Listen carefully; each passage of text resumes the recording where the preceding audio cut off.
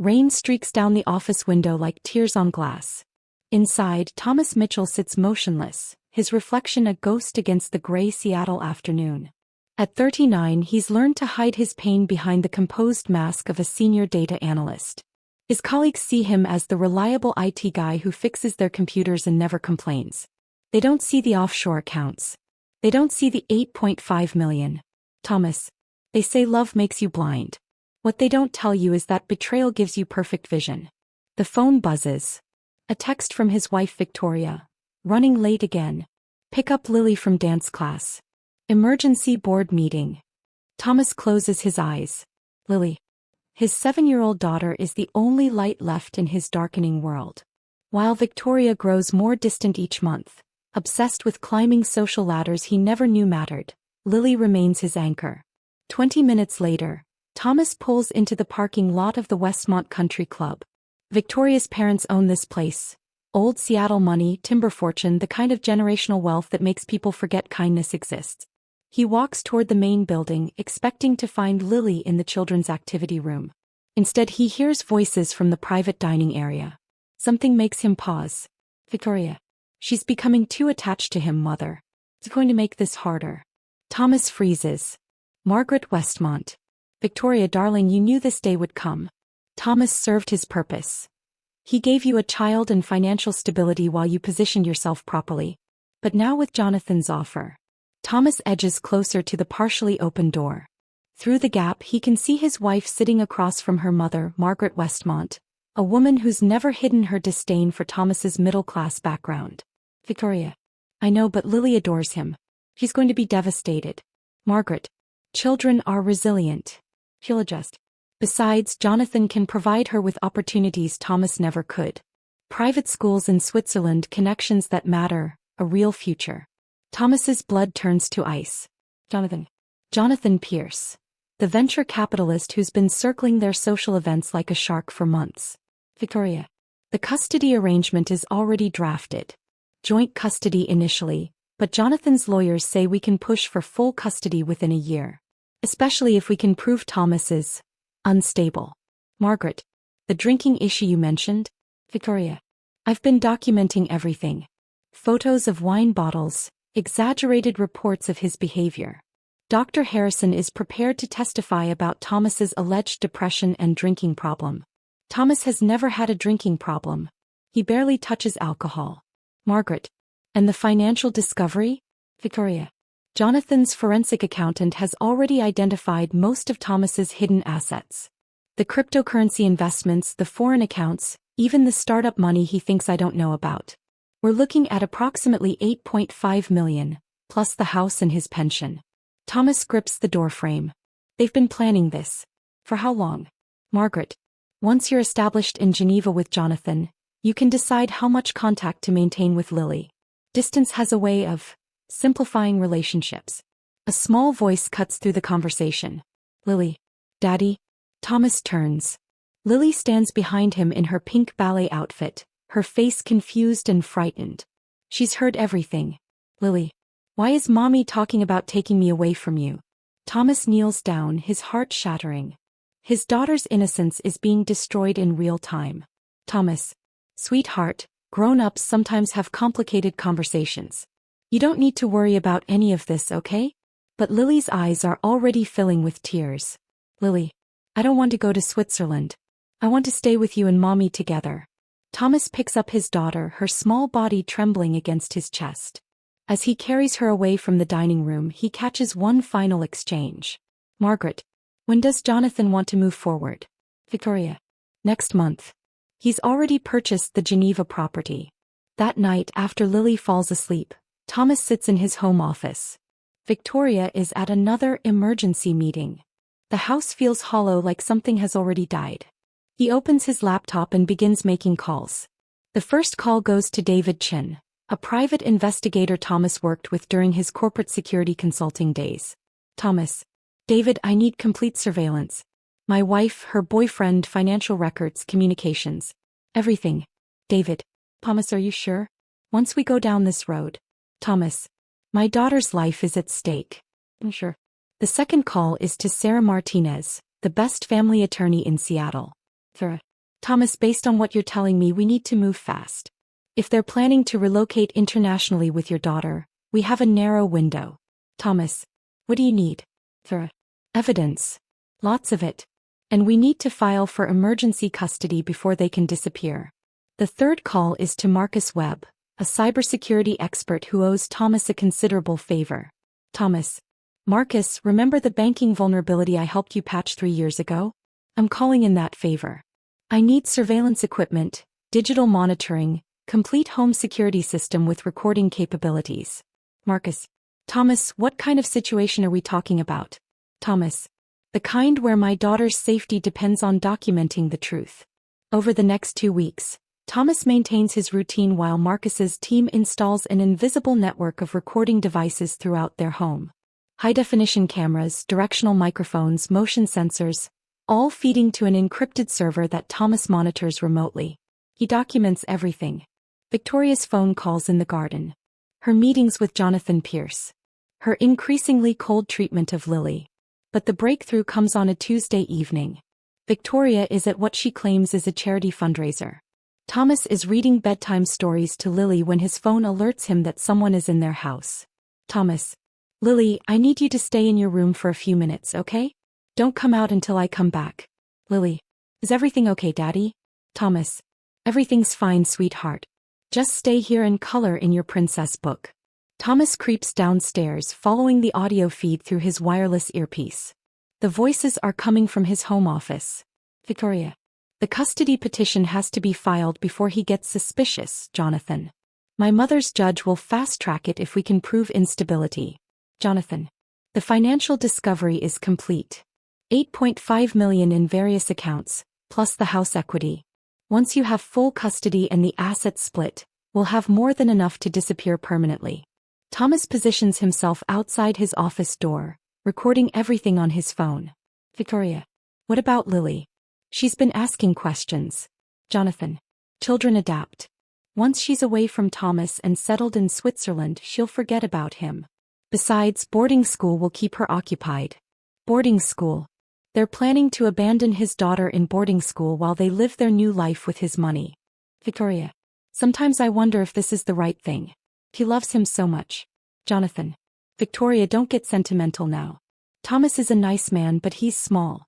Ordinary. You and Lily deserve extraordinary lives. I can give you both that. Victoria. You're right. I just need to time the final phase perfectly. Thomas has heard enough. He silently returns upstairs, his mind racing. They aren't just stealing his money. They're stealing his daughter and planning to erase him from her life entirely. The next morning, Thomas takes Lily to school as usual, then drives to Sarah Martinez's law office.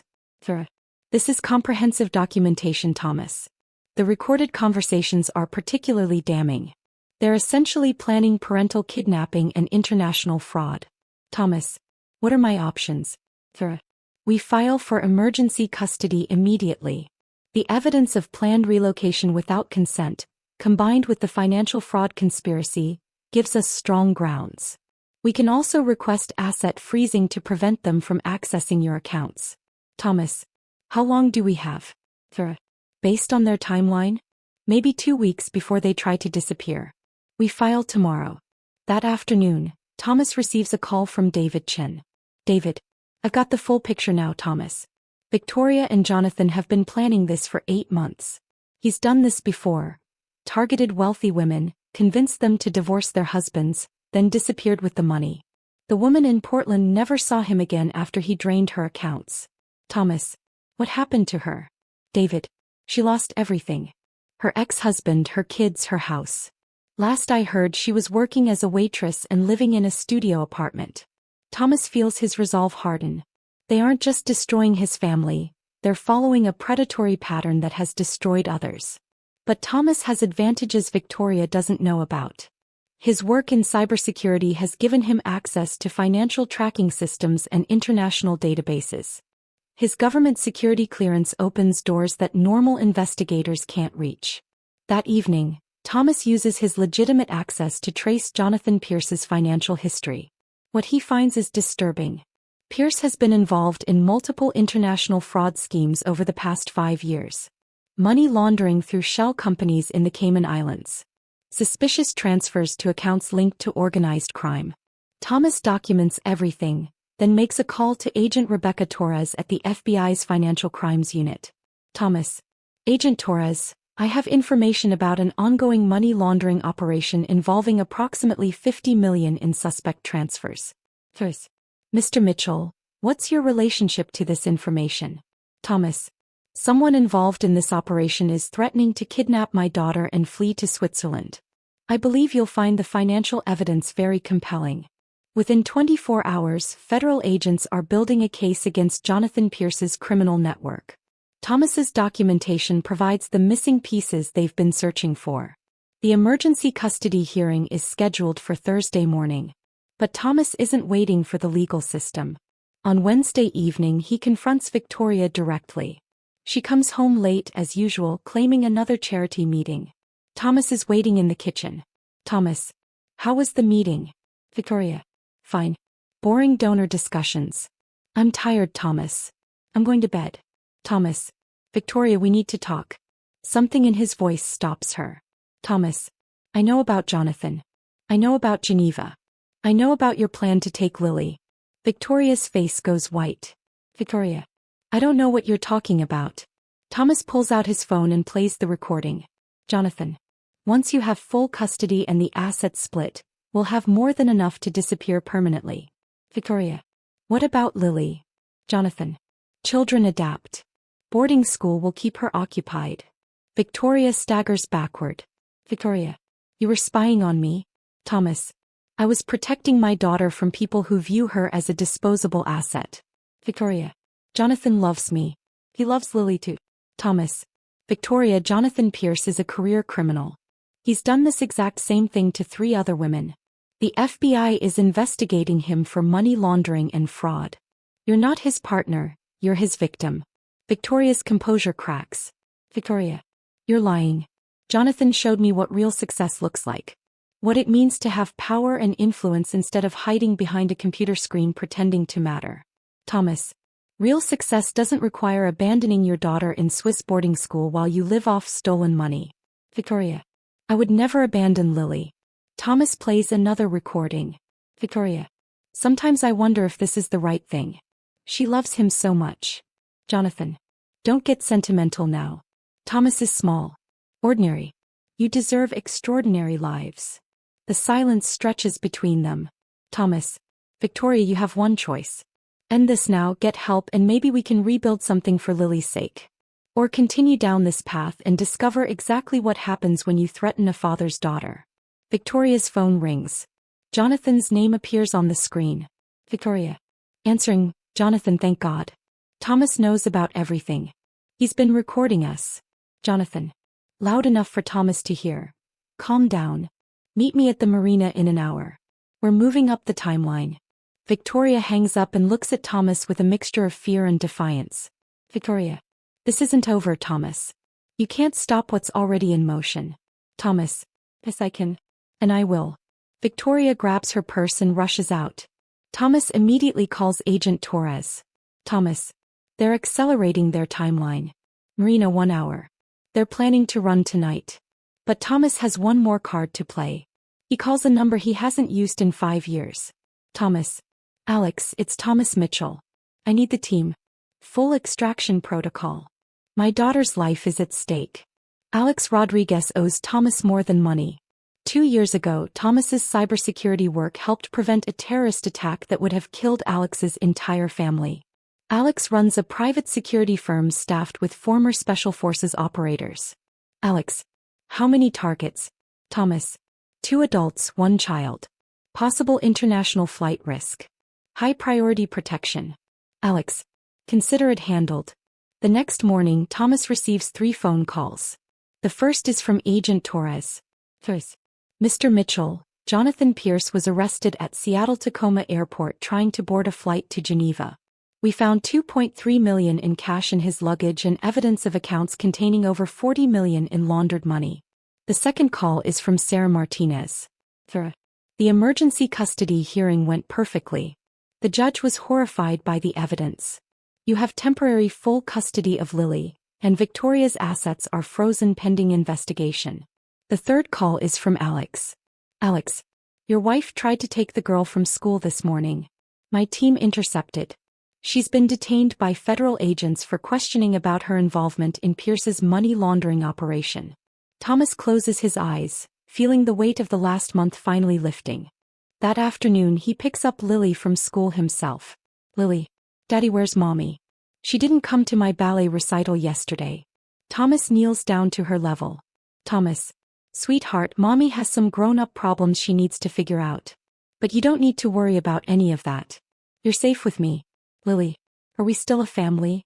Thomas, we're still a family. Sometimes families look different than we expect, but the love stays the same. Lily hugs him tightly. Lily, I love you, Daddy. I don't want to go to boarding school in Switzerland. Thomas, you're never going to boarding school unless you want to. And you're never leaving me unless you choose to when you're grown up. 6 months later, Thomas sits in his backyard watching Lily paint at her easel. She's thriving in art therapy, working through the confusion and pain of her mother's choices. The shy, anxious child who once feared making noise has become a confident little girl who fills their home with laughter. His phone buzzes with a news alert.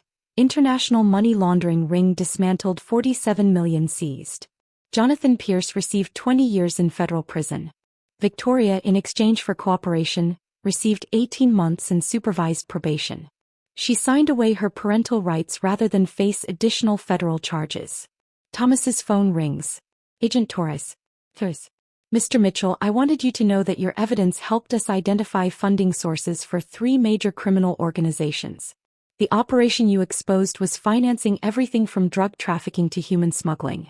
Thomas, I was just protecting my daughter. You did more than that. The network Pierce was running has been completely dismantled. Dozens of victims are getting their money back and several ongoing criminal operations have been stopped.